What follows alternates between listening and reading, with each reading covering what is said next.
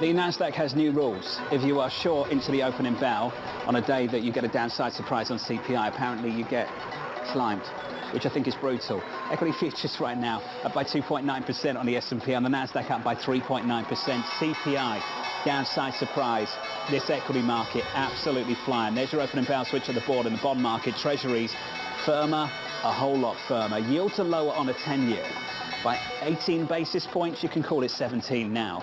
343.58 on a 10-year. And this move on euro dollar, a ton of dollar weakness in the mix. Euro dollar 106.61. We're positive on that currency pair by more than 1%. 1.2% higher. That's some euro strength, some dollar weakness, and dollar weakness is dominant in G10 right now. Crude up by 1.7%, $74 and almost 50 cents. About 25 seconds into this one, the S&P up by 2.6%, the Nasdaq up by 3.6%. We've got to break down some big news this morning, not just the CPI report looking ahead to the Federal Reserve tomorrow, but Katie Lyons, some big changes this morning for Bankman-Fried. Yeah, the hits just keep coming, John. Already he has been charged by the SEC of defrauding investors of $1.8 billion. And now the CFTC, the Commodity Futures Trading Commission, is also suing Sam Bankman-Fried, of course, the disgraced co-founder of FTX. The CFTC claiming violations of federal commodities laws over FTX. And of course, there already was a bit of a jurisdictional battle over the CFTC and SEC, who has control over what when it comes to crypto assets. But both of these regulators coming after Bankman-Fried after, of course, he was arrested in the Bahamas yesterday. That related to criminal charges that we are still awaiting the unsealing of from the Southern District of New York. We are expecting a press conference around that later on this morning, John. But of course, his arrest in the Bahamas yesterday and the request for him to be extradited to the United States means he will not be testifying as planned in the House Financial Services Committee hearing, which also begins later this morning. There are so many moving parts to the story and a lot of different people looking to take action against Sam Bankman-Fried for, again, what is alleged fraud. Kayleigh, can we just talk about the timing of all of this? You've just gone through a range of issues there. At 10 a.m., this is not the 10 a.m. hearing we expected to have. No. That changed yesterday with his arrest. Then we're going to hear from the Southern District of New York. We've already heard from the SEC. We're hearing now from the CFTC. What do you make of the timing of this, Kayleigh, all at once, all together, ahead of what was meant to be a hearing on Capitol Hill with him?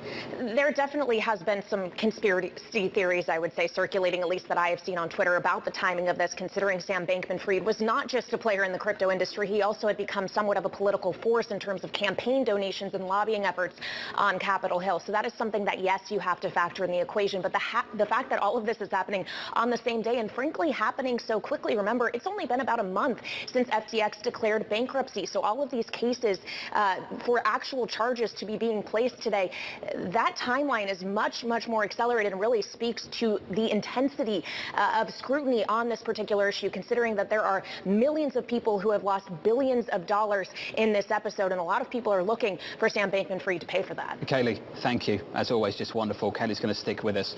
Make sure you don't miss this.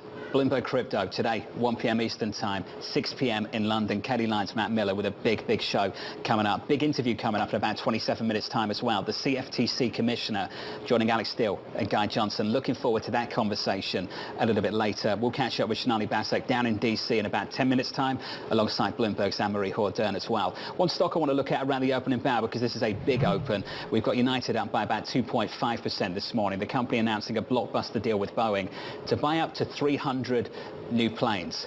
The take of the morning, without a doubt, from Connor Sen of Bloomberg Opinion, tweeting the following: weird. They violated the business rule that you can't make massive wide-body plane orders when the ISM is below 50 and the yield curve is inverted. That is a ton of sarcasm from Connor Sen. Businesses are still getting deals done, and you're seeing big investment as well from the likes of United with Boeing. We'll pick up on that story a little bit later. Another story I want to pick up on, Tesla. That stock has been hammered over the last week. Joining us now is Ed Ludlow from the West Coast for more. Ed, can you run us through what's going on here? A little bit of relief for investors this morning. The stock's up by 3%, but this market's absolutely ripping anyway. What's your thoughts on what's taken place in the last week?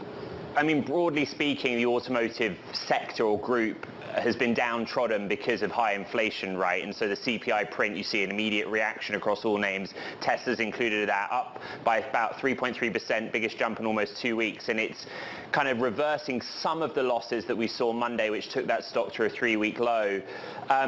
a lot of headlines. Investors are trying to make sense of the direction of travel of this stock. We're now trading at 30 times projected earnings, which is the cheapest this stock's been since listing, which is something strange to say out loud, but that chart tells the story. It's true. I think the S&P 500 trading at around 17 times projected earnings. You can still see there's a premium when it comes to Tesla. There's concern, right? I think that a lot of influential voices in the Tesla community, retail investors, sell-side analysts, institutional investors that I speak to are concerned about the Twitter overhang. Not just that this potential move by Musk to swap out some of the secured or unsecured debt, for margin loans, which would be secured against Tesla stock. But the idea of key man risk is still there. Another interesting Bloomberg report overnight, John, SpaceX is doing a tender offer, $77 for insiders to sell shares, valuing the company at around $140 billion. I think the big question we're asking ourselves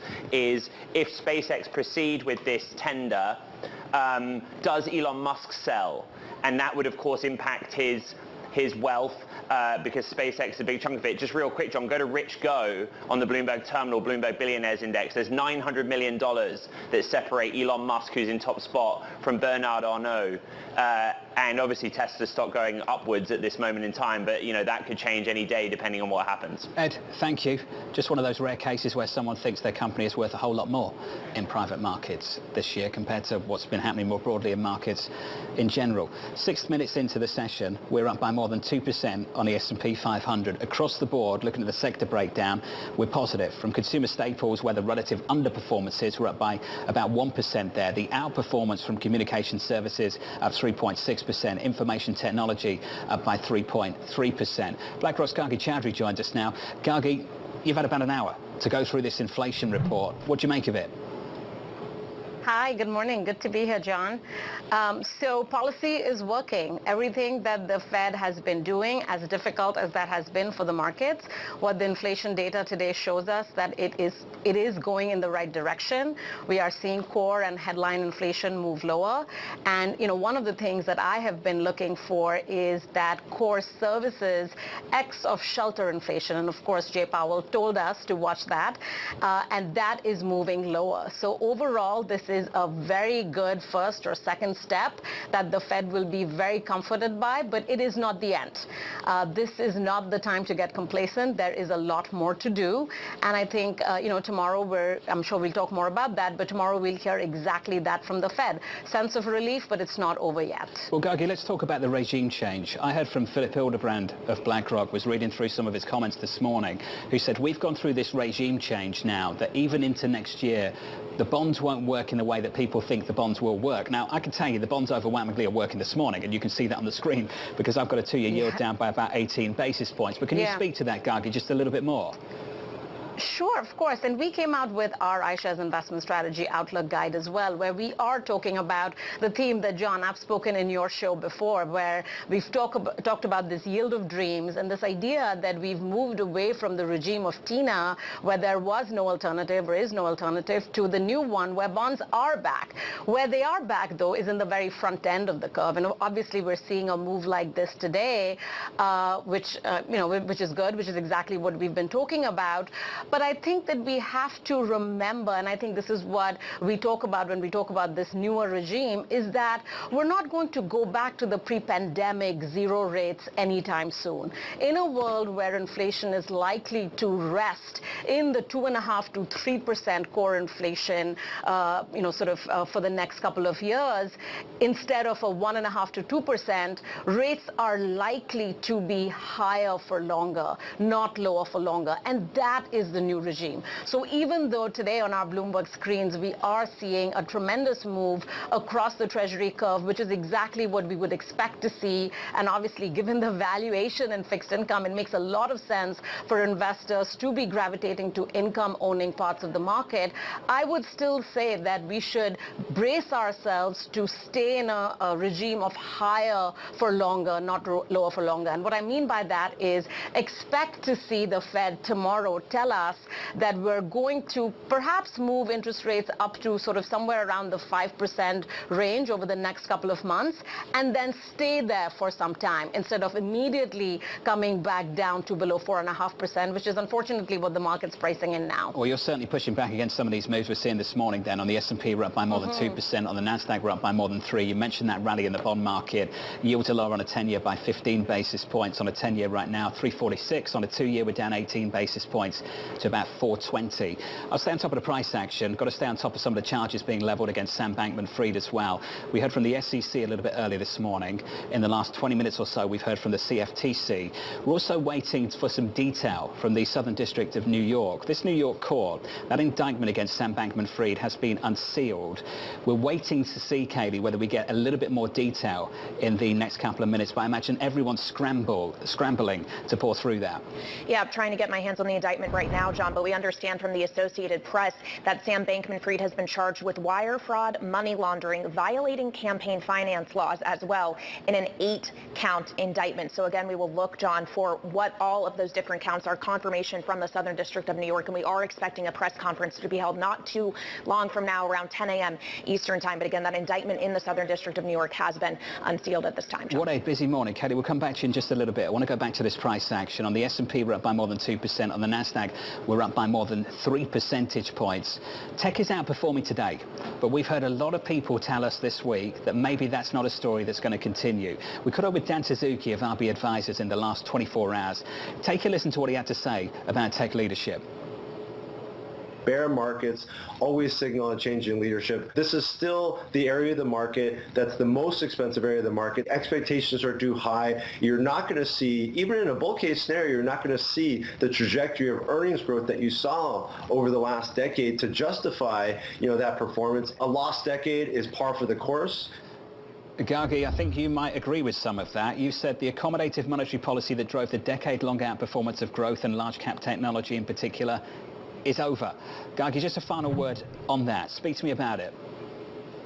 Yeah, I think that we got used to over the last 15 years this idea that real rates are going to stay zero to negative for a long, long time. And whenever we get in trouble, the Fed's going to come and slash rates to zero. And that obviously is amazing for multiple expansion in the longest duration part of the equity market. We are no longer in that regime. Rates higher for longer, good for clipping coupon, bad for, I think, some of these longer duration, large cap tech type of names, till the Fed tells us that they're going to cut rates. And I think we're far away from that. So for now, I think the areas of the market where you are likely to do better is in the value sectors of the economy, which tend to do better as rates remain higher. So look at value names, look at IWD, look at small caps and mid cap names as well if you're really looking to add some risk to your equity portfolio. But the highest conviction trade I still have remains that bonds are back and own front-end fixed income and credit. Gargi Chaudhry of BlackRock, thank you. As always, your equity market right now up by more than 2% on the S&P, and the NASDAQ up by more than 3 percentage points. Massive rally into the bond market off the back of this move on CPI. Downside surprise, yields lower, a whole lot lower. Coming up, the charges piling up for Sam Bankman-Fried. Is really a landmark case, and it will in many respects define crypto regulations for exchanges going forward. That conversation up next.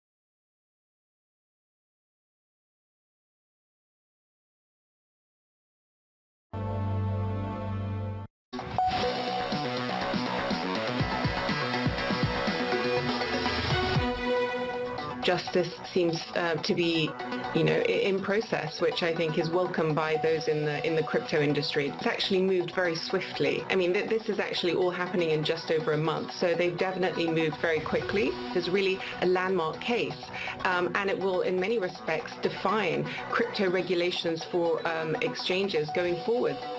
The charges piling up for Sam Bankman-Fried.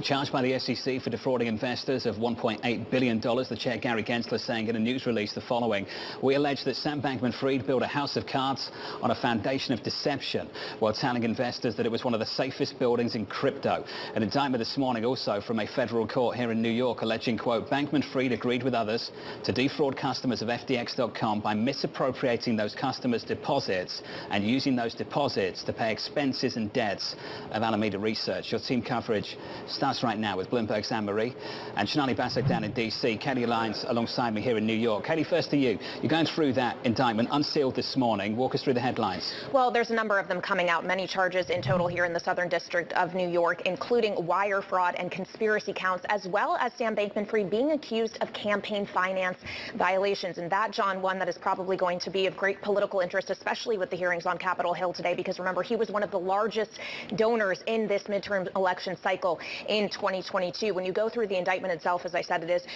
very extensive, but they say from at least in or about 2019 up to and including or about November 2020 in the Southern District of New York and elsewhere, Sam Bankman-Fried willfully and knowingly did combine, conspire, confederate, and agree together with each other to commit wire fraud in violation of Title 18. And it goes on to talk about the conspiracy knowingly having devised and intended to defraud investors and obtain money for property, false means, and fraudulent pretenses, reputations. A lot of legal jargon here, John. Of course, we'll continue to work through it. But again, many charges filed against Sam Bankman-Fried here in the Southern District of New York. Kelly, you keep reading. I'll come back to you in about a minute's time. Shonali, this one's unraveling really quickly in the last 24 hours.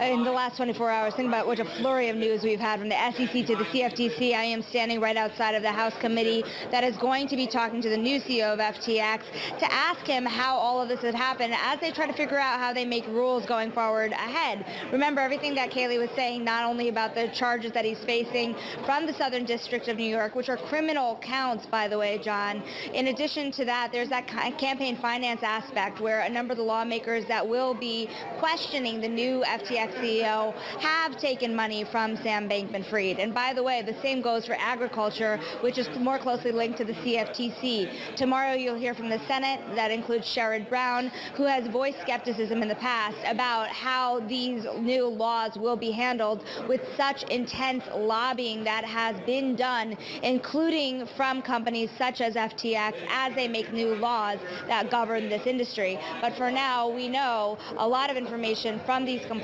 in terms of how Alameda, the hedge fund tied to Sam Bankman-Fried, had essentially an unlimited line of credit when it came to FTX and the use of its customer deposits as it looked to fill trades. AMH, you heard it, that line, campaign finance violation. Yeah. Your thoughts?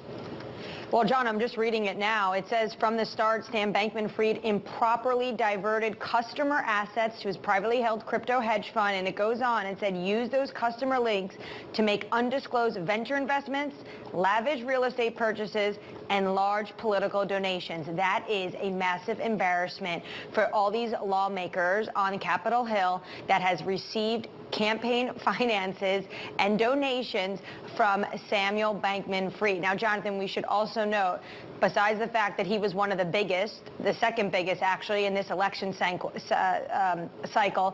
outside of George Soros, his top deputy, as Shonali said earlier in surveillance, was giving at the same rate as individuals like Peter Thiel, a name we don't hear all the time, but his top deputy was also giving to Republicans. So more than $60 million was given this election cycle from these two executives at this company. And already what you see is politicians starting to backtrack and unwind and saying they're going to be using those campaign donations and give to charitable, either side of the party. But it's an incredibly embarrassing moment, Jonathan, especially because he was supposed to be their star witness today to really show that they were going after him.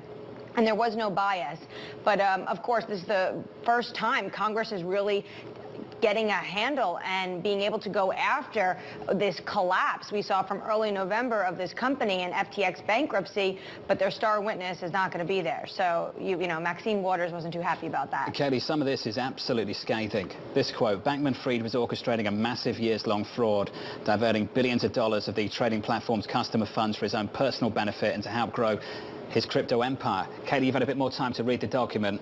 Walk us through it. Well, there's 8 counts in total, and as Sonali correctly said, these are criminal charges, including conspiracy to commit wire fraud on customers, conspiracy to commit wire fraud on lenders and actual wire fraud on lenders, conspiracy to commit commodities fraud, securities fraud, money laundering, all of these conspiracy, and then finally, which Anne-Marie was just discussing, conspiracy to defraud the U.S. and violate campaign finance laws. And John, as you rightly point out, in these allegations as well as the charges placed by the SEC, they say this was a years-long effort. We're talking back to 2019, that this wasn't just some episode that all started and really began in November, that this was a concerted, knowing effort on the part of Sam Bankman-Fried for years as he dealt with not just FTX but Alameda. And this really goes against what Sam Bankman-Fried has been saying this whole time, which this was accidental and he did not knowingly commit fraud on anyone. The Southern District of New York, the SEC, and the CFTC all today saying they beg to differ. Kelly Lights, Sonali Basak, AMH, 3 of the very best on this story. That hearing's coming up in about 7 minutes' time. It's just not the hearing we expected about 24 hours ago. Coming up on this program, the market moving events you need to be watching. That'll be next in our trading diary. This equity market absolutely ripping. From New York, this is Bloomberg.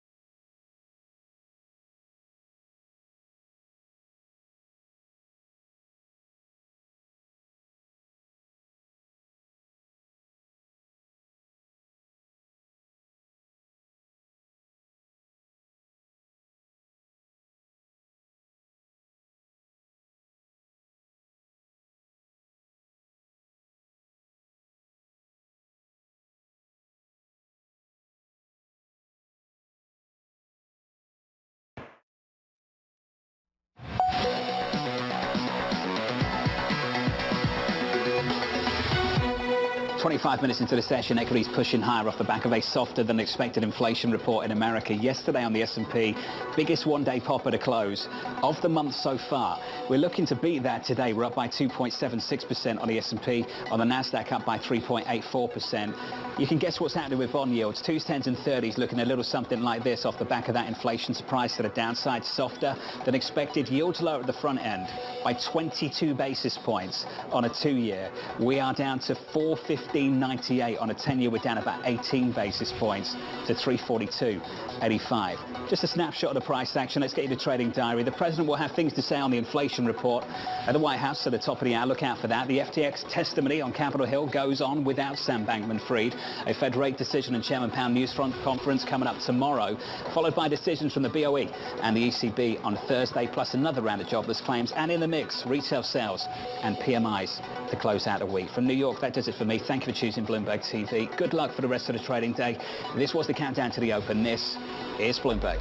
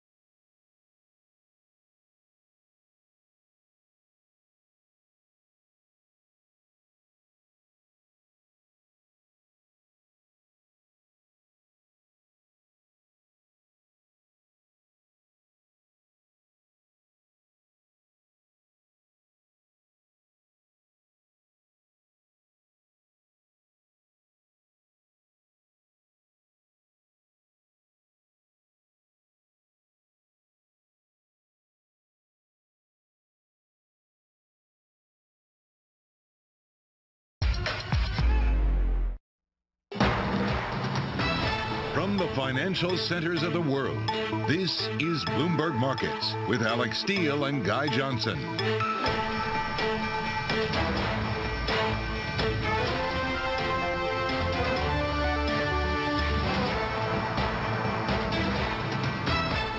It is 30 minutes into the U.S. trading day, Tuesday, December 13th. Here are the top market stories that we're following for you at this hour.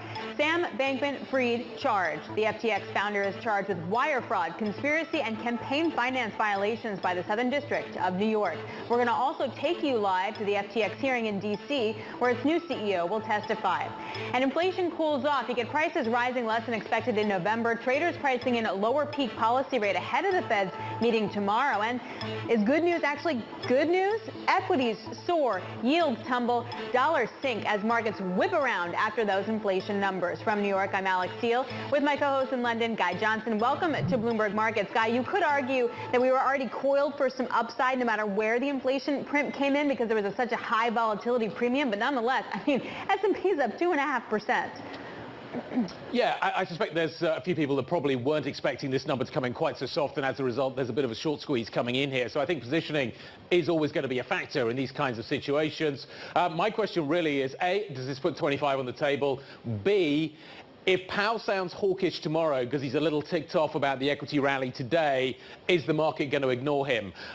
We've still got tomorrow to get through. While we are here, though, let me just mention, it looks like Cyril Ramaphosa, the South African president, is not going to face an impeachment probe. The rand is rising on that, Alex.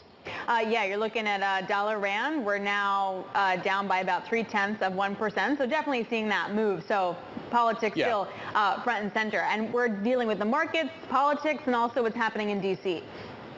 Yeah, we'll come back to the DC stuff in a minute. We're waiting, obviously, for the House Financial Services Committee hearing. We're waiting potentially for a press conference out in New York as well. The dollar was already under a little bit of pressure as a result of the CPI data. So let's kick it around a little bit more and figure out what is happening here. Bloomberg's international economics and policy correspondent joining us now to discuss.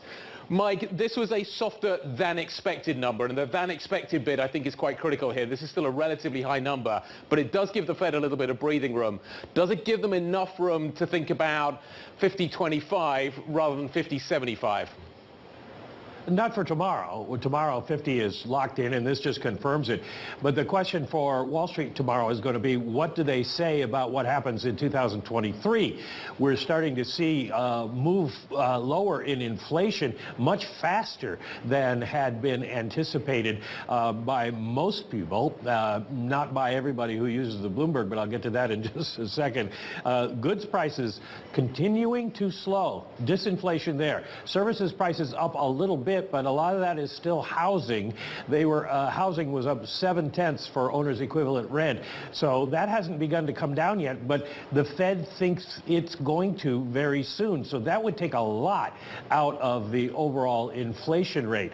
So I tell you what matters, Guy, here is that the Fed has never brought down inflation, a significant amount of inflation, without raising the Fed funds rate over the rate of inflation. And now inflation swaps going forward are pricing that will happen by May. We'll have 3.4% CPI and 4.8% Fed funds, and that may do it for a lot of people.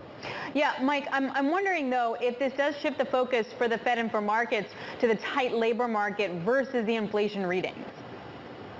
Well, it does bring that back into play, put it that way. The thing that Jay Powell said that they're still worried about is services price inflation, because labor costs are the biggest cost for most service businesses.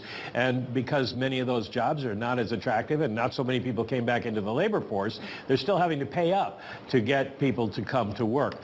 But the premium is starting to shrink.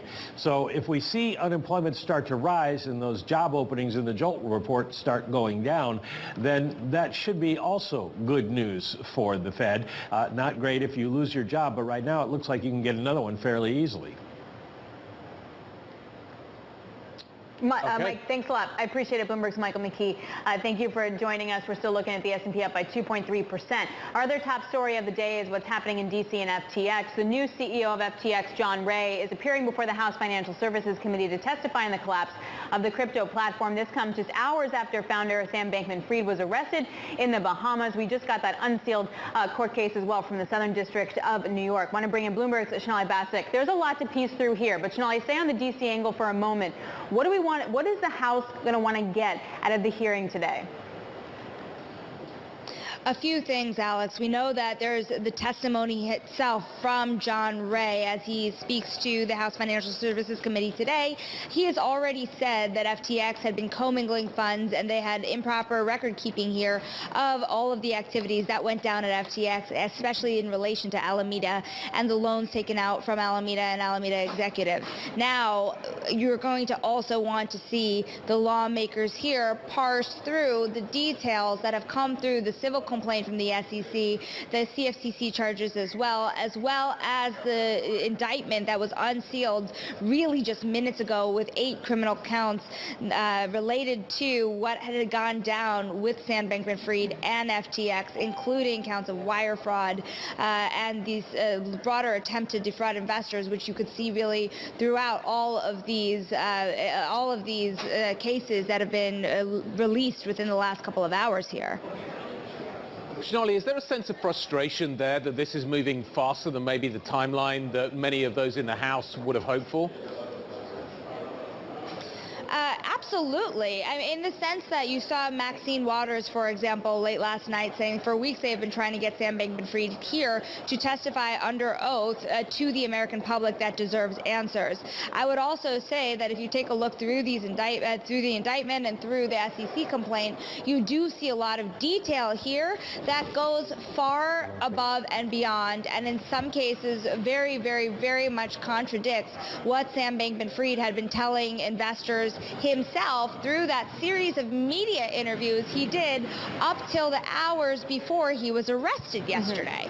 And so remember, just yesterday he was on a Twitter Spaces telling investors that he did not have data, that he had been separated from Alameda, that he didn't have all the information of what was going on there, and the SEC complaint here paints a very different story than what he had said just yesterday.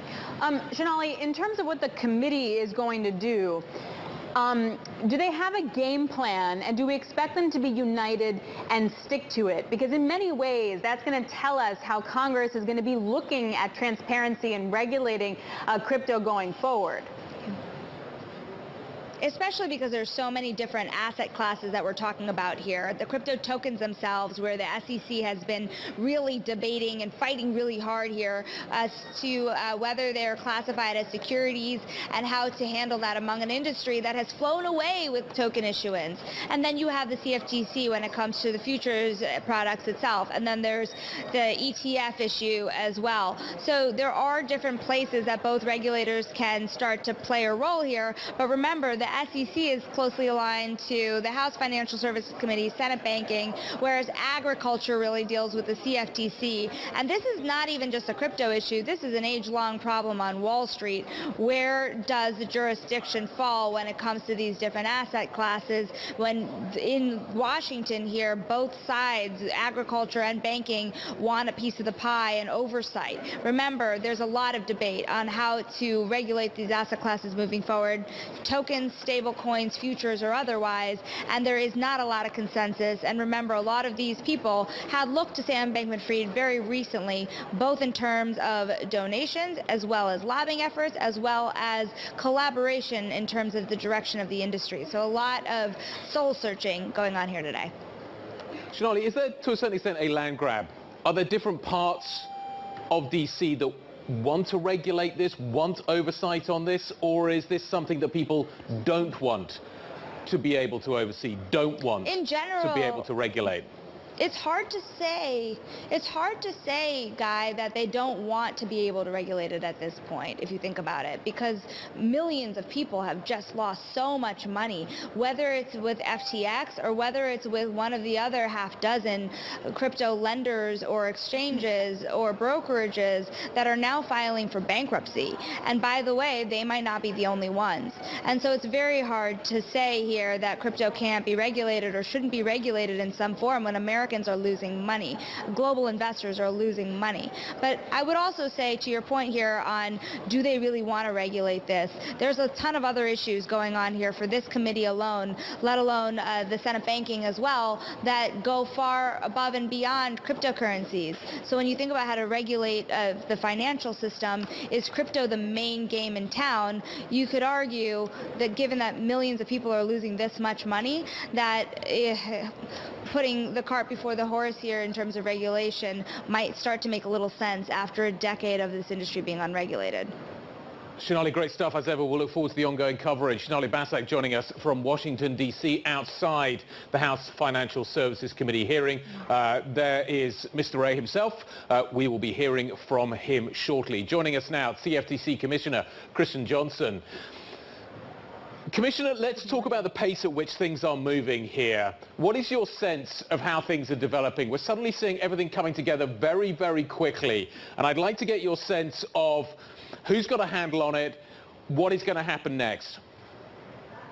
Good morning. Thank you so much for having me. I think what we now see with certainty is that this is a moment, this is an hour where we should never let a good crisis go to waste.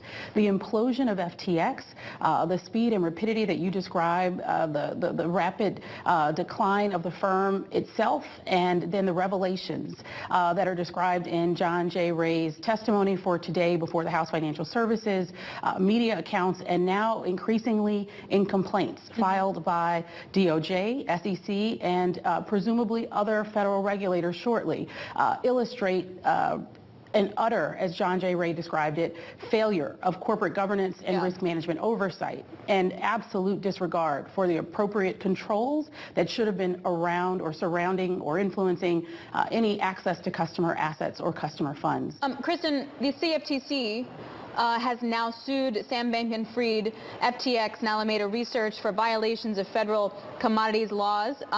There are also claims that those executives took hundreds of millions of dollars in loans from Alameda and used it to buy stuff like real estate. Walk me through the lawsuit that you guys have now.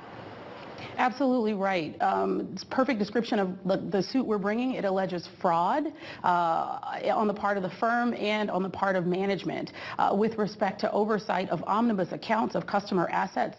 These pools of customer funds were treated like stashes of cash and used to do all kinds of inappropriate things, including leverage plays to acquire competitors, acquisitions of lavish beachfront homes.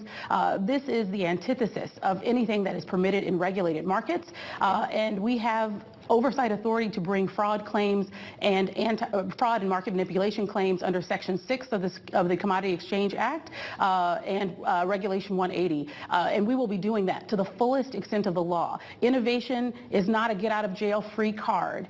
We are technology agnostic at the CFTC, and where we find that customer funds have been used in ways and commingled, used for by Alameda, the crypto hedge fund of the FTX group, used in ways that were exceptionally inappropriate, we will, to the fullest extent of our remit, plan to enforce the law. Yep. Kristen Johnson, what do you hope comes out of that?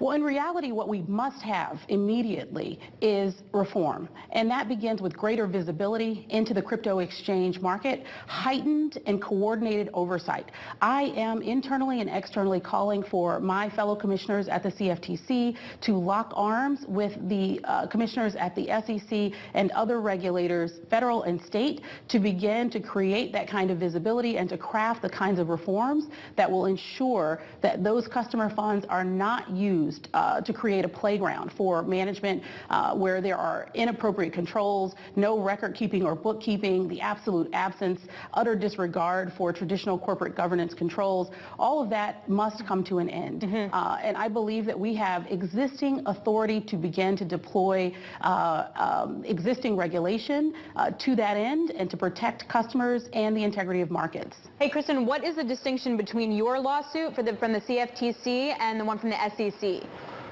So this is a wonderful question because it illustrates the parallelism in the law.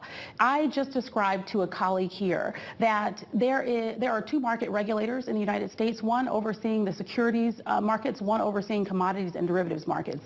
In order to close regulatory gaps, we need interlocking regulation. Closing the regulatory gap would be insufficient and would create regulatory arbitrage if regulations are not effectively deployed by the SEC and CFTC in these markets. Should the United States take the lead on this?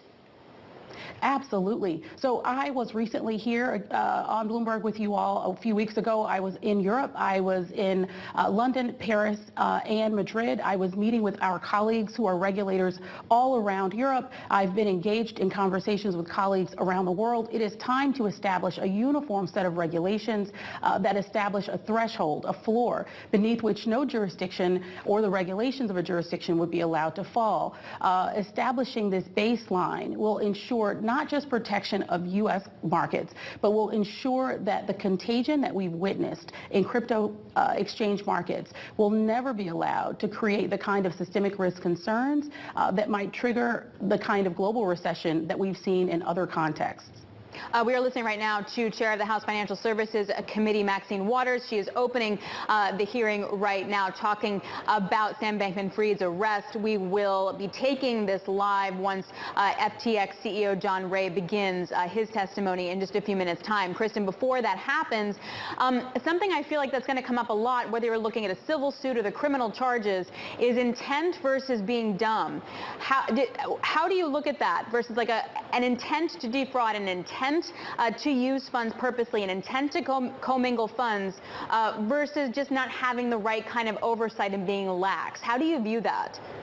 Well, let's be very clear here. When you commingle customer funds and then use those funds in certain contexts, you have intentionally established a pathway for someone to have access to those funds. You have either intentionally coded or failed to code in a way that your software platform or exchange operations will give access to individuals without proper guardrails to limit use of those funds.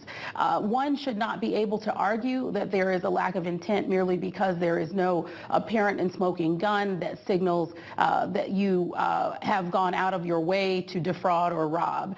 We have successfully brought fraud cases. We have successfully taken cases to trial. We have an exceptional precedent establishing the mechanisms by which our Division of Enforcement is able to demonstrate with records and evidence, or the lack thereof, right? Because in the context of this particular case, John J. Ray describes in his written testimony submitted to the House Financial Services yesterday that he has never seen such an absence of records in connection with hundreds of millions of dollars of transactions, or the absence of controls with respect to individual managers or management being able to launch or retrieve or grab stashes of customer cash.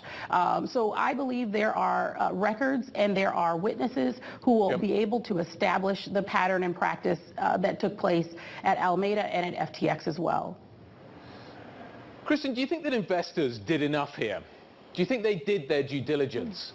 Do you think they took care of their own money in the way that they should have done? Is it just the responsibility of regulators and those ultimately at the center of this, or do you think those that invested should have taken more care? So here what I want to point out is, as a young lawyer, I was a mergers and acquisitions lawyer and spent tremendous time supporting a variety of types of businesses, including some early stage investors who I believe you're pointing to, who gave extensive amounts of capital or contributed extensive amounts of capital to the FTX operation. In the context of making those hard decisions about investing in early stage startups, there can be a lack of this type of effective governance. Part of my job as a junior lawyer at a very well-established and reputable firm was to directly give guidance and to teach, if you will, those young entrepreneurs how to effectively comply with the law. In this context, it's everything in the record-keeping context from know your customer and anti-money laundering protections to appropriately and effectively organizing and forming the business in the state where it might be incorporated. All of these details are details that we can imagine some of the larger investors who have contributed funds to FTX were well aware were important. They were an important part of their due diligence process. I suspect that there are very difficult conversations being had in those firms today because to the extent anyone looked away from those protocols, we can see here very clearly that that was a mistake. Kristen, in terms of reparations here, like what kind of money would there be to claw back? Is there an expectation for the CFTC? Do you have any insight into what, say, the DOJ, the CFTC, and the SEC can combine clawback here? Well, let me just speak about one recent clawback at the outset of describing a response here, and that relates to a guarantee fund that FTX had set up as part of its application before the CFTC to launch a U.S. platform using LedgerX, an entity it had acquired. I want to say a couple of things here. The first is that application has since been withdrawn. So to be exceptionally clear, we never considered, in my opinion, in the formal process, permitting that application to move forward. Every market participant is permitted to submit an application to the CFTC, and we are duty-bound to effectively evaluate, rigorously explore, and confirm the veracity of the information included in that application. And that is exactly what we were in the process of doing. We never came to a place where we took formal steps in our traditional process to move that application anywhere beyond the submission stage. So since having withdrawn that application, restructuring CEO and CEO of FTX, John J. Ray, has solicited, and LedgerX, the entity that was intended to be used for FTX's U.S. launch, has returned funds back to John J. Ray and FTX that were being held for that purpose. I think there are two important lessons here. The first is we are working diligently with the single registrant that we have that participated in the FTX enterprise, that is LedgerX. I can also say and shared here previously that customer funds at LedgerX were separated or segregated and were never permitted to be used for the purposes that we saw customer funds being used in the FTX group. We're deeply concerned that it happened in those contexts, and we are rigorously evaluating the extent to which any of those customers may be U.S. customers. We are also mindful that though LedgerX remains solvent and was not part of the bankruptcy, it is an asset of the FTX group, and therefore we are mindful that John J. Ray, as CEO of restructuring in FTX, will have some authority to decide what happens with that asset. And what I want to just emphasize here is it is imperative that the CFTC have a seat at the table, that we be included in any conversation about the sale or purchase of a registrant that is subject to our regulatory oversight. This is a critical element to this process. When West Realmshire's, FTX's shell company used to acquire LedgerX, purchased LedgerX, I was not at the CFTC. But sitting in my seat today, I want to promise American customers and the American public there will be no acquisition without careful evaluation of details of LedgerX. All right, Kristen, thanks a lot. We really appreciate you spending so much time with us today. We will get you back as we go through more and more of all these charges. Kristen Johnson of the CFTC. We do now want to go to Washington, that FTX CEO hearing underway. John Ray is testifying before the House Financial Services Committee. Chairwoman Maxine Waters is now bringing him in. We're going to hear his opening statement and then take the full Q&A. Of everyone's time.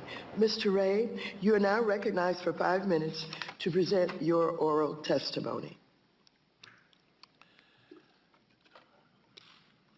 Chairwoman Waters, Ranking Member McHenry, distinguished members of the committee, thank you for your invitation to appear today. I truly appreciate your interest in this matter, and I hope my testimony can be helpful to you as the committee continues its inquiry into the collapse of FTX and the efforts that are underway to help those who have been harmed. I accepted the position of Chief Executive Officer of FTX in the early morning hours of November 11. Immediately it became clear to me that Chapter 11 was the best course available to preserve any remaining value of FTX. Therefore, my first act as CEO was to authorize the Chapter 11 filings. I've implemented a 5-part bankruptcy plan, which is detailed in my written statement. Our overarching objective is to maximize value for FTX customers and creditors so that we can mitigate to the greatest extent possible the harm suffered by so many. The FTX Group's collapse appears to stem from absolute concentration of control in the hands of a small group of grossly inexperienced and unsophisticated individuals who failed to implement virtually any of the systems or controls that are necessary for a company entrusted with other people's money or assets. Some of the unacceptable management practices have identified so far include the use of computer infrastructure that gave individuals in senior management access to systems that stored customer assets without security controls to prevent them from redirecting those assets. The storing of certain private keys to access hundreds of millions of dollars in crypto assets without effective security controls or encryption. The ability of Alameda to borrow funds held at FTX.com to be utilized for its own trading or investments without any effective limits whatsoever. The commingling of assets. The lack of complete documentation for transactions involving nearly 500 separate investments made with FTX Group funds and assets. In the absence of audited or reliable financial statements. The lack of personnel in financial and risk management functions, and the absence of independent governance throughout the FTX Group. A fundamental challenge we face is that we're in many respects starting from near zero in terms of the corporate infrastructure and record keeping that one would expect in a multi-billion-dollar corporation. Still, in just over 4 weeks, we've instituted meaningful steps to gain command and control, and every week we gain a better understanding of what occurred and the path forward, all of which will be shared with interested parties and affected parties throughout the Chapter 11 processes. The scope of our investigation is truly enormous. It involves detailed tracing of money flows and asset transfers from the time of FTX's founding and complex technological efforts to identify and trace crypto assets. We are in the process of collecting and reviewing dozens of terabytes of documents and data, including billions of individual transactions, and we're leveraging sophisticated technology and expertise to identify and trace additional transactions and assets. While many things are unknown at this stage, we're at a very preliminary stage, many questions remain. We know the following. First, customer assets at FTX.com were commingled with assets from the Alameda trading platform. That much is clear. Second, Alameda used client funds to engage in margin trading, which exposed customer funds to massive losses. Third, the FTX group went on a spending binge in 2021 and 2022, during which $5 billion was spent on a myriad of businesses and investments, many of which may only be worth a fraction of what was paid for them. Fourth, loans and other payments were made to insiders in excess of $1.5 billion. Fifth, Alameda's business model as a market maker required funds to be deployed to various third-party exchanges, which were inherently unsafe and further exacerbated by the limited protections offered in certain of those foreign jurisdictions. I know that resolution of the Chapter 11 process, as well as the investigation into the causes of the FTX Group's collapse, are of keen interest to this committee and to your constituents. Although, there are many who need and deserve answers. There's customers, there's creditors, there's investors, counterparties, employees, and regulators. We're positioning ourselves to provide each of these constituents with answers that they deserve. Although a bankruptcy proceeding of this unprecedented nature will take some time to run its course, I'm committed to working as quickly as possible to investigate what happened, formulate conclusions, and hopefully inform the committee's work here. I should note that my ability to comment on certain of the matters today will be inherently limited by the state of FTX's records, ongoing bankruptcy proceedings, and of course the numerous ongoing investigations by the U.S. law enforcement regulators. I look forward to answering your questions to the best of my ability. Thank you again for allowing me to present in front of this committee. Thank you. Thank you very much. Mr. Ray, it has been widely reported how FTX shifted customer funds held at the exchange to Alameda Research, which was a hedge fund owned almost entirely by Mr. Bankman-Fried. This allowed the firm to effectively gamble with customer money without their knowledge or consent. If FTX was registered as a securities exchange, several laws would have required the segregation of customer assets and prevented such clear conflicts of interest. Mr. Bankman-Fried also appears to have tried to hide the linkages between the exchange and his hedge fund. Have you seen evidence of such a cover-up? Have you seen evidence that there was any independent governance of Alameda separate and apart from that of the exchange?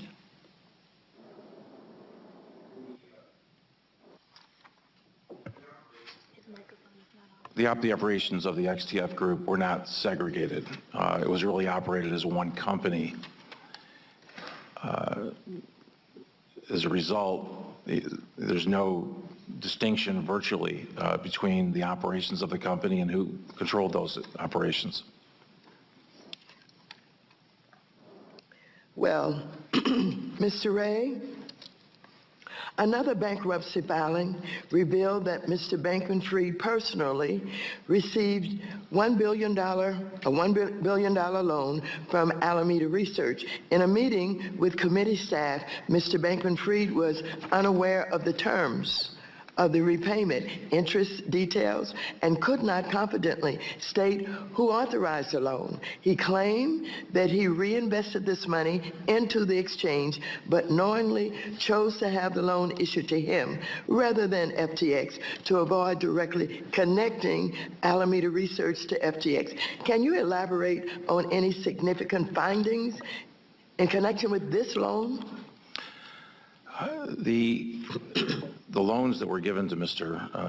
Bankman-Fried were not just one loan, it was numerous loans, some of which were documented by individual promissory notes. There's no description of what the purpose of the loan was. In one instance, he signed both as the issuer of the loan as well as the recipient of the loan. But we have no information at this time as to what the purpose or the use of those funds were, and that is part of our investigation. Did you find any business or operational activities that the entities jointly engaged in that you would consider inappropriate or detrimental to FTX? If so, could you give us an example? Oh, certainly, thank you. The operation of Alameda really depended, based on the way it was operated, for the use of customer funds. That's the major breakdown here. Funds from FTX.com, which was the exchange for non-U.S. citizens. Those funds were used at Alameda to make investments and other disbursements.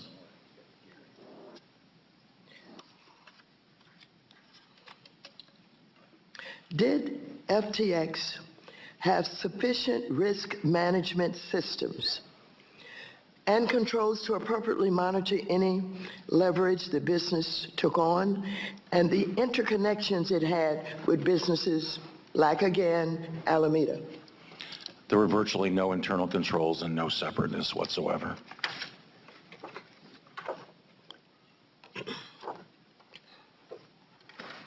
With that, I'm going to call on the gentleman from North Carolina, Mr. McHenry, who is the ranking member of the committee. You are now recognized for 5 minutes. Thank you, Madam Chair. Mr. Wray, thank you for your testimony. We had your predecessor, Mr. Sam Bankman-Fried, before this committee a year ago.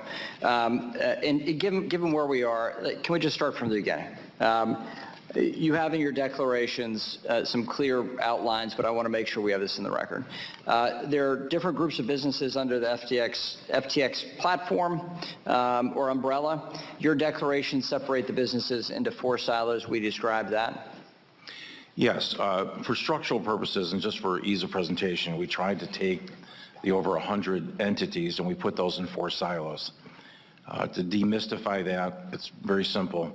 There was a U.S. silo, which was the FTX U.S. exchange for U.S. Investors. There was an international exchange called FTX.com, again for non-U.S. persons that invested in crypto.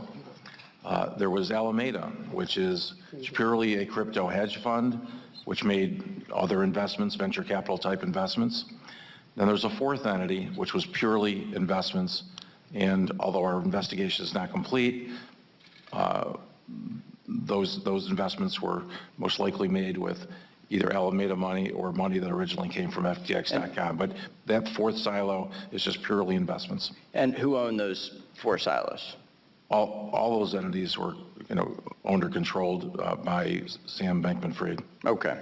And so can you describe the differences between the FTX.com and FTX US silos? Yes. Very simply, FTX US was for U.S. citizens who wanted to trade crypto. FTX.com was for, U.S. citizens were not allowed to trade on that exchange.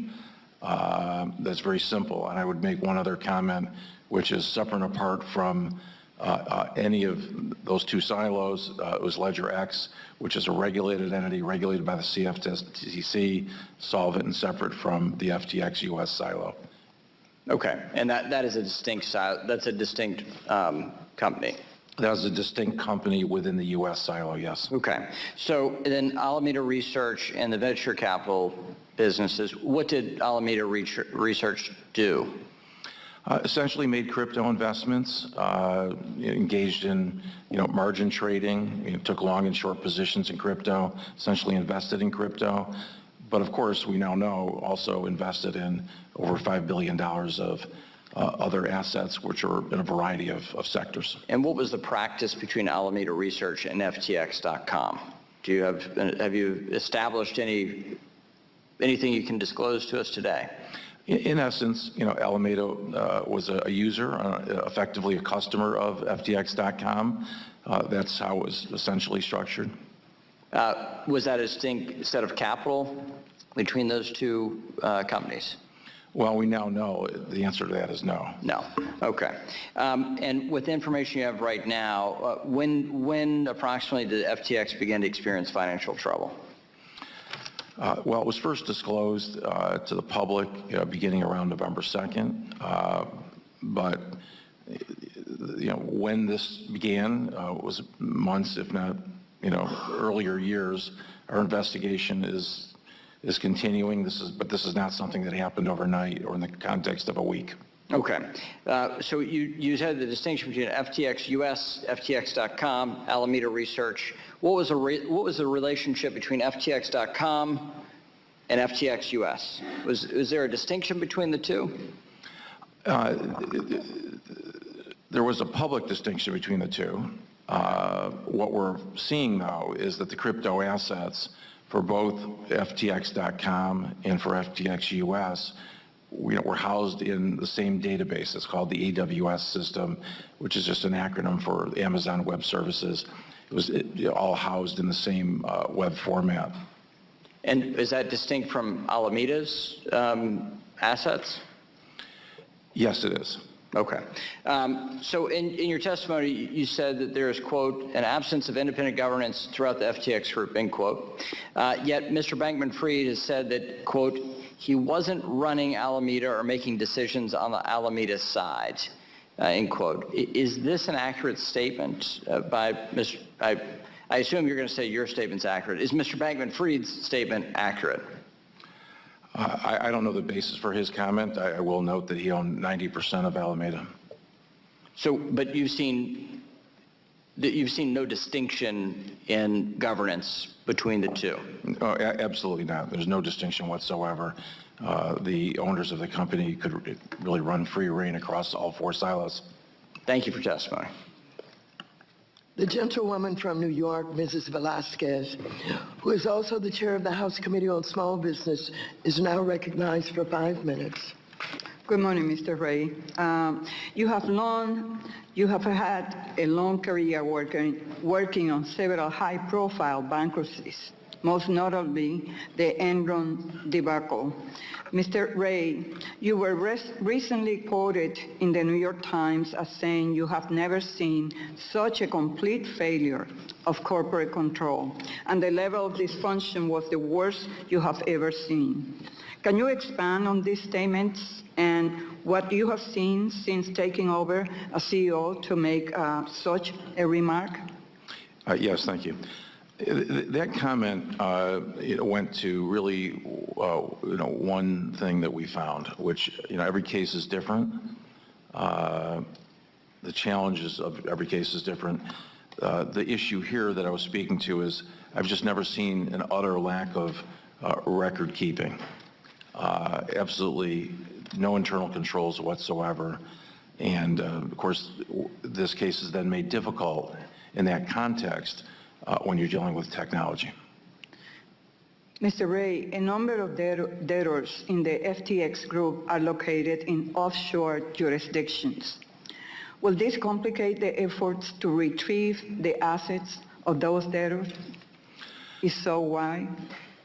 No, I don't think it will complicate it at all. The various jurisdictions historically in bankruptcy, and I've been in a number of cross-border situations, the jurisdictions will cooperate with each other.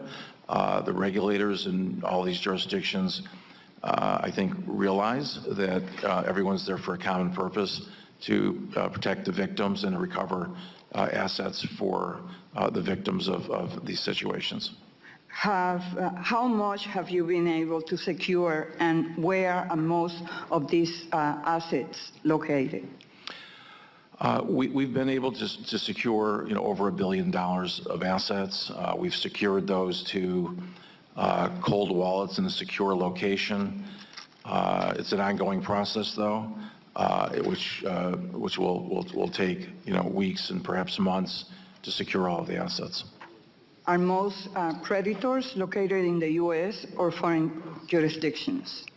The majority of the creditors trade through the .com silo and are outside of this jurisdiction, although there are some foreign customers that are on the U.S. silo and vice versa.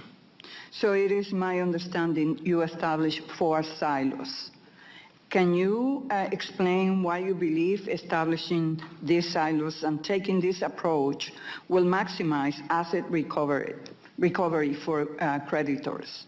And do you think this approach could help determine what happened to the $1 billion that is gone missing? Yes. So one of the reasons why we set up the silos the way we did was to first focus on the FTX silo for the U.S. It's a relatively smaller trading volume, fewer users. It's truly meant, to be for the U.S. customers. The .com silo is really for non-U.S. customers, so there's a logical reason why we separated those two out.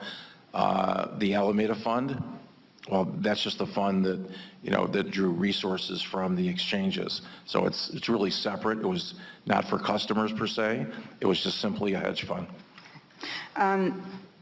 As we here in Congress consider the possibility of legislation in this area, what is the one thing that you have seen in your short amount of time at FTX that you will urge us to keep in mind or is needed the most?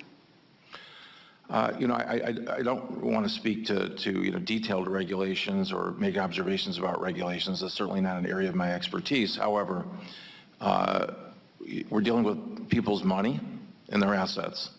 And, my basic observation is you need records, you need controls, and you need to segregate people's money. Thank you. That's simple. Thank you. Madam Chair, I yield back. The gentlewoman from Missouri, Mrs. Wagner, is now recognized for 5 minutes. I thank you, Madam Chairwoman, and I thank you, Mr. Ray, for being here for the work that you're doing. Mr. Ray, you have compared FTX as worse than Enron. Can you please elaborate on some of the specific ways FTX is worse than one of the largest corporate frauds in history? The FTX group is unusual in the sense that, I've done probably a dozen large, scale bankruptcies over my career, including Enron, of course. Every one of those entities had some financial problem or another. They have some characteristics that are in common. This one is unusual, and it's unusual in the sense that literally, there's no record keeping whatsoever. It's in the absence of record keeping.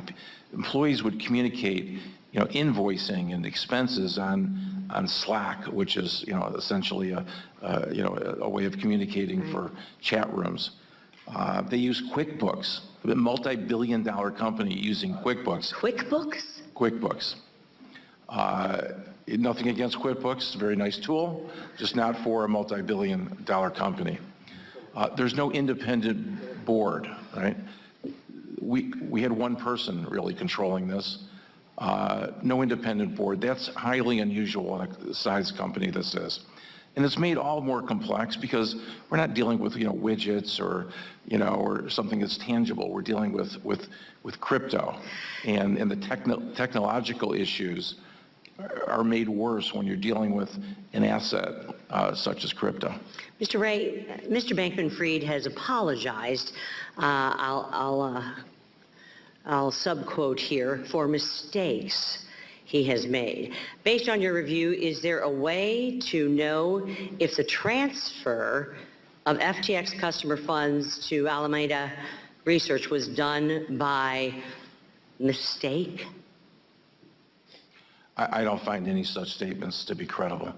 Reports suggest that FTX.com transferred more than half of its customer funds, roughly $10 billion, to Alameda Research. Is that accurate, sir? Our work is not done. We don't have exact numbers for you today, but I will say it's several $billion in that range. So we know the size of the harm was significant. Mr. Ray, FTX.com held itself out as having a sophisticated risk management system commensurate with the size of its operations. You've touched on this a little bit. Based on your work to date, is this accurate? And can you explain the, quote, sophistication of its risk management system? I can say that's absolutely false. There was no sophistication whatsoever. There was an absence of any management. Mr. Ray, Mr. Bankman-Fried has been able to confuse interviewers by talking in circles around the multiple business activities of FTX.com. Mr. Ray, would you break down for us the different business, quote, activities of FTX.com? Much of this I've described. Essentially, they had two exchanges for allowed users to trade crypto, and then there was the hedge fund. It's as simple as that. The users, were allowed to make a variety of investments. They had a more expansive ability to trade crypto if you were a non-U.S. citizen on the .com exchange. But I know it's been described publicly as very complex. And it is to some extent, but essentially you had two exchanges and you had a hedge fund. Inside both the U.S. silo, as I've mentioned, and inside the silos for .com, there were regulated entities. We have regulated entities that are, for example, in Japan that are solvent. We had a regulated entity, LedgerX, that was solvent. Those are sort of distinct from the other basic operations that we had, which were the two exchanges. I thank you, Mr. Ray. And Madam Chairwoman, I'd like to submit an op-ed for the record describing an existing FTC rule that could have prevented customer assets from being misused. And I appreciate my constituent, Ron Kruszewski, President of CEO of Stifel Nicolaus, for his thoughtful comments. I associate myself with those, and I'd like this entered for the record. I thank you, and I yield back. Thank you very much. The gentleman from California, Mr. Sherman, who is also the chair of the Subcommittee on Investor Protection, Entrepreneurship, and Capital Markets, is now recognized for 5 minutes. For 5 years, I've been trying to ban American investments in crypto. I'm the only member of the House to get an F from the only crypto promoting organization that rates members of Congress. My fear is that we'll view Sam Bankman-Fried as just one big snake in a crypto Garden of Eden. The fact is, crypto is a garden of snakes. Now, from the outside, crypto just looks like a non-fungible token, an electronic pet rock for the 21st century, something that might be good to invest in even though it has no apparent value because you might get somebody else to buy it from you for even more. But in reality, the hope of crypto is to be a currency, to compete with the US dollar, and to announce its advantage over the US dollar in that competition. It puts the advantage right in the name. Crypto, hidden currency. Well, is there a big market for that? Is there a big advantage that crypto has over the US dollar if it actually became a currency, which it's not yet? Well, there are drug dealers, human traffickers, sanctions evaders who will find that to be a good feature. And as Sam Bankman-Fried would tell you, there's a hell of a market for bankruptcy court evasion. But the big market is tax evasion. And I know there are some on the other side who cheer every time a billionaire escapes taxes. The other announced purpose of crypto is to compete with the US dollar as a world reserve currency, thereby enriching the corporate billionaire bros and taking thousands of dollars of advantage away from every American family, because we benefit from being a reserve currency. Now, Sam Bankman-Fried, or should I say inmate 14372, had one purpose in all of his efforts here in Congress. Was a well-known figure, only one wearing shorts. His one purpose was to keep the SEC out of crypto, to provide a patina of regulation, baby regulation from the CFTC. And I'll have one comment from my colleagues. Don't trash Sam Bankman-Fried and then pass his bill. I fear that could happen because Sam was not the only crypto bro with PACs and lobbyists, and there is no PAC or lobbyist here to work for efficient tax enforcement or sanctions enforcement. Now, I've heard from some on the other side criticizing the SEC. In July in this room, I criticized the head of the SEC for not going, the head of enforcement of the SEC for not going after crypto exchanges. But the fact is that without objection, I'd like to put on the record a letter signed by 19 Republican members designed to push back on the SEC, a brushback pitch, if you're familiar with baseball. Without objection, such is the order. Thank you. Attacking the SEC for paying attention to, and I'll quote, the purported risks of digital assets. And I'd like to put on the record, without objection, comments from 8 members made in this room that were designed to attack the SEC as being a Luddite and anti-innovation for their efforts. Mr. Wray, you're going to be looking at FTX. We know that Sam Bankman-Fried is already faces criminal charges, but he did have help.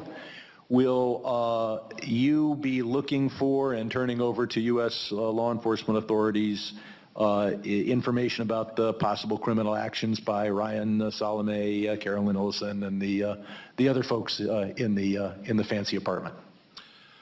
We are doing a thorough investigation, and we will, of course, we have been cooperating with the U.S. regulators and law enforcement agencies, so we will cooperate to turn over any information that would be relevant to them. Thank you. And I'll point out in particular that one of the counts, count 8 in the complaint or indictment, is violation of campaign finance laws. And I hope that what you will turn over is a list of the major bonuses and or loans. It's reported that Ryan Salome got a $55 million loan, so that law enforcement can piece together when those loans and bonuses were made and whether they immediately preceded illegal campaign, disguised campaign contributions. Can we count on you to do that? Yes, I can confirm that. My time has expired. Thank you. The gentleman from Oklahoma, Mr. Lucas, is now recognized for 5 minutes. Thank you, Madam Chairman, and thank you, Mr. Wray, for appearing before the committee this morning, particularly in light of the recent arrest of Bankman-Fried. I expected you to be very cautious this morning in your answers, and in fact, I suspect you have been, but you've been very thorough and methodical in the committee, and I appreciate it indeed. First, I'd like to discuss the bankruptcy process, Mr. Wray. It's our understanding that some of the FTX entities were not included in bankruptcy, including LedgerX. Could you explain why those entities were not included and what might ultimately happen with them? LedgerX is a perfect example of the entities that were kept out of bankruptcy. It's a regulated entity. It's fully solvent. The customer funds were segregated. We believe that there's been no harm there whatsoever. There's no reason to put it into bankruptcy. Ultimately, we will look to sell LedgerX and put it in the hands of a good steward. And would you expand on how U.S. bankruptcy proceedings interact with international proceedings, for instance, like those in Australia?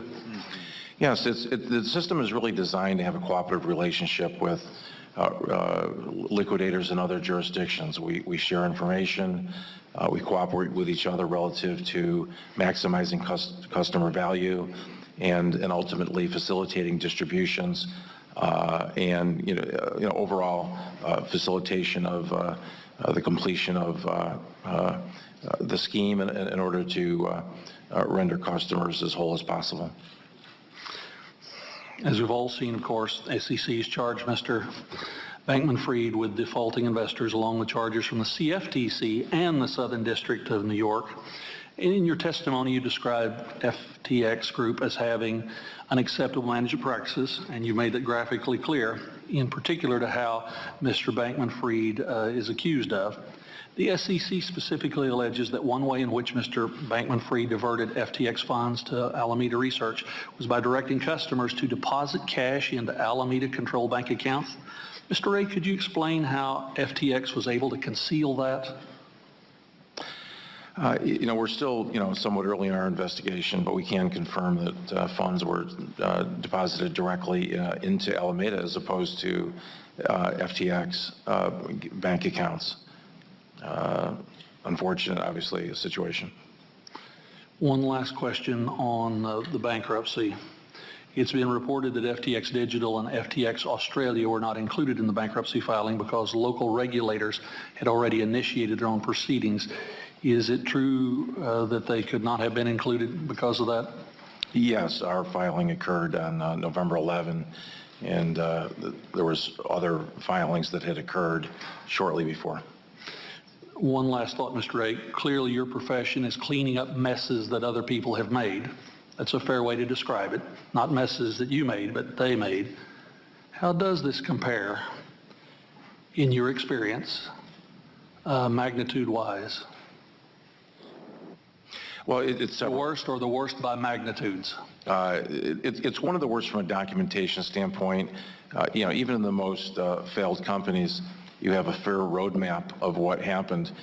We're dealing with literally a sort of a paperless bankruptcy in terms of how they created this company. It makes it very difficult to trace and track assets, and particularly, as I've said, in the crypto world. It's really unprecedented in terms of the lack of documentation. Bankman-Fried clearly tried to exhibit himself as the brightest of the bright. But being bright neither makes you honest nor a fool, does it? Thank you, Mr. Ray.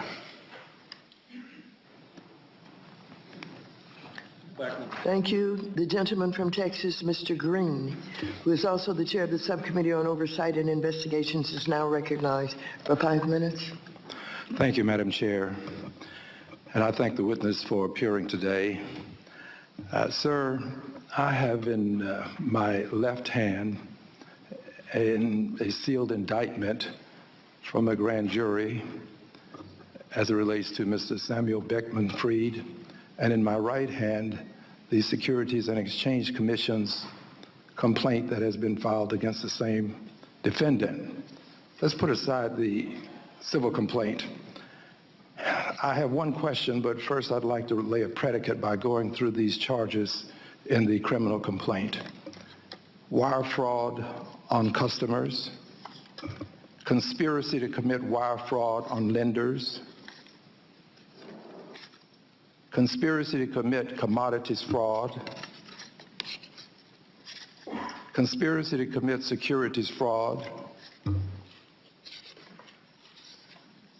conspiracy to commit money laundering, and the list goes on with a few others. I mention these things to you, sir, because Dr. King reminded us that nothing in all the world is more dangerous than sincere ignorance and conscientious stupidity. Mr. Bankman-Fried has pretty much indicated that he just made a big mistake, that he was doing the best that he could to be a servant and of great service to humankind. But I would also mention this: he did attend Canada USA Math Camp, a summer program for mathematically talented high school students. He also has a degree from MIT, 2014, bachelor's degree in physics with a minor in mathematics. Is all of this just one big mistake that was made by this gentleman, sir, as you see it, based upon what you've seen so far? It looks to me like there may be some malfeasance here. You know, we're certainly, investigating everything that happened relative to these circumstances. At this stage, we're trying not to, lay judgment or put labels on actions. We're focused on, accumulating and maximizing the assets for the victims. That's our number one priority. In doing so, we will also investigate potential causes of actions to maximize value. And that does require us to get into the underlying facts and motivations and what happened. So we fully expect to explore that. Thank you. Would you consider this to be sincere ignorance? Again, I don't want to put labels on it. Obviously, there's been failure here of a massive proportion. Ultimately, I think others will judge him by his actions. Mm-hmm. I find it difficult to believe that we're dealing with conscientious stupidity. It seems to me that you'd have to be rather talented to do all of these things to the extent that they were done and do them successfully for as long as he was able to accomplish these things, that they just don't emanate from ignorance and stupidity. And a lot of people have been hurt. And aside from the civil actions, I think that we have to send a message to the others who would take advantage of people that this is not going to be tolerated. And I thank you for what you've done. You've been very direct. I read your testimony. And based upon your testimony, it just seems to me that we have more than sincere ignorance and conscientious stupidity. I yield back the balance of my time. Thank you. The gentleman from Texas, Mr. Sessions. Madam Chairman, thank you very much. Mr. Ray, thank you very much for being here. I think each of our members have been sincere in saying thank you for your professionalism and adding this to your career of other restructuring that you have not only experience in, but bringing to bear. I've got several questions, and perhaps you can answer them, which would help me. At its best, largest point of investor exposure by an American investor, what amount of money do you think that was held in FTX? I'm not in a position really to give you individual numbers at this point. We do know with the U.S. There's hundreds of millions of dollars that were at stake. And of course on the .com, which is the international exchange, that's in the billions of dollars. There's one of the difficulties we have is that there's millions of accounts. Some of those accounts, could be by multiple users. So we're in the process of really analyzing how those accounts roll up to individual customers.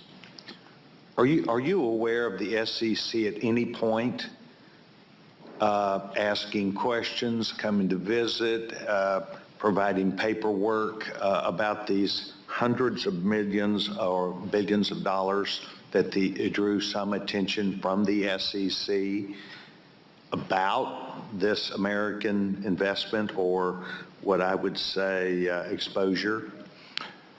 I'm not, but you have to recognize that I, parachuted in on November 11th, so I have no history with the company whatsoever.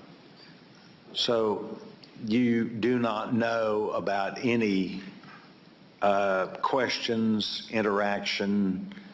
Have you heard about whether there was an attempt to avoid any of this? Was any of it ever discussed by any of the people that you have gained information from? I'm not privy to anything on a pre-petition basis. Thank you. Do you have an idea about the value of assets that was lent to FTX, by FTX or Alameda to Mr. Bankman-Fried, the amount of money that they loaned him?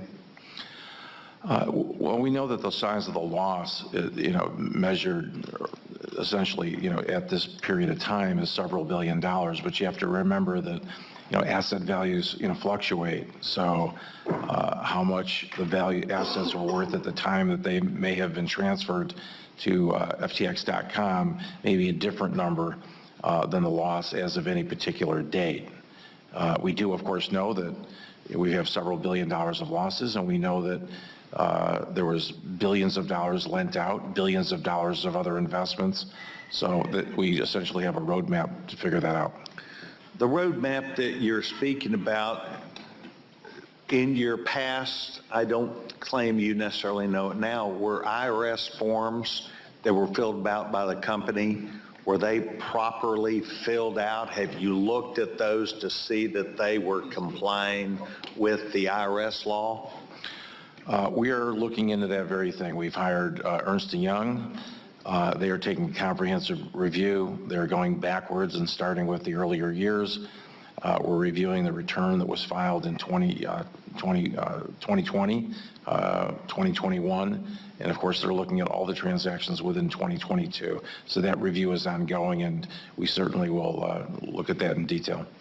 As an expert, I would consider you an expert in this arena. Would you think that it would be important that the SEC, and I don't know the law, but would have access to, as part of their any due diligence they were doing, to look at that IRS filing to determine perhaps whether someone was or was not following the law? Would that be part of a due diligence?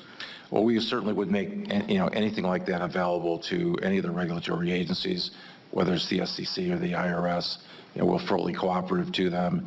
Anything that would aid in their investigation, it would be available to them. Do you think it would be pertinent for this committee to be able to receive that IRS information going back so that we would make a determination about whether proper utilization of oversight was being done? We certainly, we want to be cooperative with the committee as well, and we can certainly work with staff to address what you might need. Thank you very much. Thank you, Chairman. Chairwoman. Thank you. The gentleman from Missouri, Mr. Cleaver, who is also the chair of the Subcommittee on Housing, Community Development, and Insurance, is now recognized for 5 minutes. Thank you, Madam Chair. Mr. Ray, thank you so kindly for being here today. Have you read the full testimony that was planned by our missing guest? I have not read his full testimony. Some pieces of it have been relayed to me, but I've not read it. I've not read one word of it, actually. Yeah, I don't know him personally and probably don't want to, but his testimony is so disrespectful. I mean, there's not a person up here who would like to show this to their children in line 2 of this